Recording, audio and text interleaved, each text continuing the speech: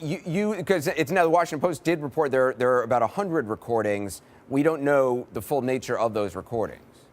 Well, back on May, I think it was 29th, Anderson, I stood in front of the federal courthouse and I demanded the release of all of the Trump tapes. And I stated at the time there were multiple recordings. And now we know that there are indeed over 100 recordings that have been seized. And I also want to go back to something that was said earlier. This information on the Trump Tower meeting, that's not the best information Michael Cohen has. I can assure you of that. How do you know that? How do you know, that was my question. How can you assure us?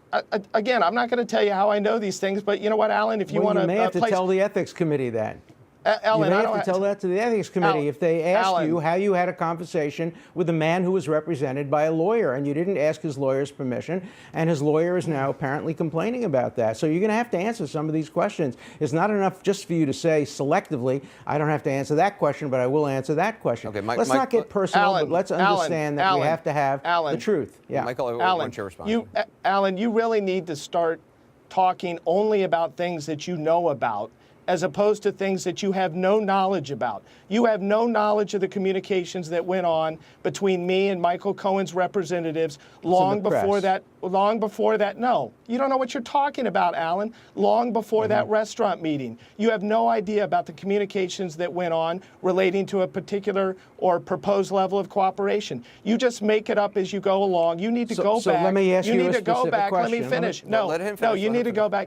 You need to go back and concentrate on what invites you're getting on Martha's Vineyard, since that appears to be what you're really good at.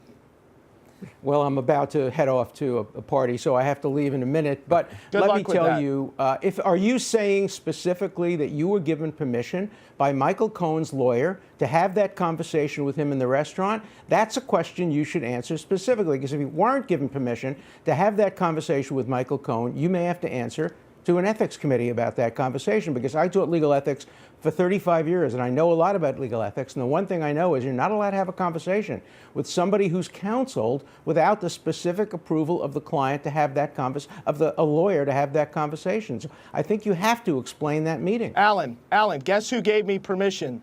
Michael Cohen. He gave me permission. That's so not once enough. Again, that's not enough. Mike, that's not enough under the rules of ethics. No, you're wrong.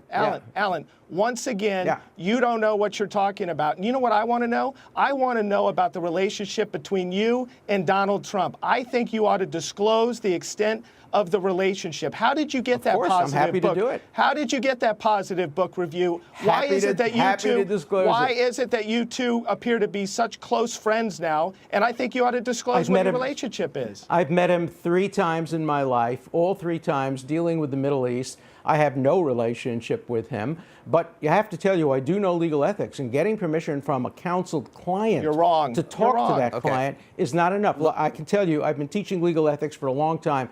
About that, I am 100% right. Michael, let me just ask you lastly, I want to ask you about the 3 additional women you say you're representing. You said that they're also paid hush money. Can you tell us any more when that hush money was allegedly paid, or anything else about the alleged relationships and any proof that they happened?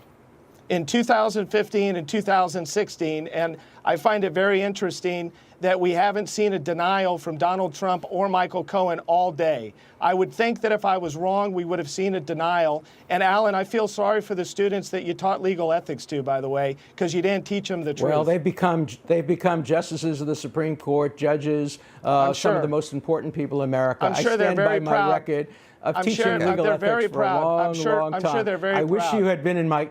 If you had been in my class, you would not have had that conversation with Michael Cohen. All right. Alan, I'm sure they're very proud. I'm sure they're very proud of your conduct over the last 2 years. I'm sure. Michael Avenatti, Professor Dershowitz, thank you very much. I appreciate it.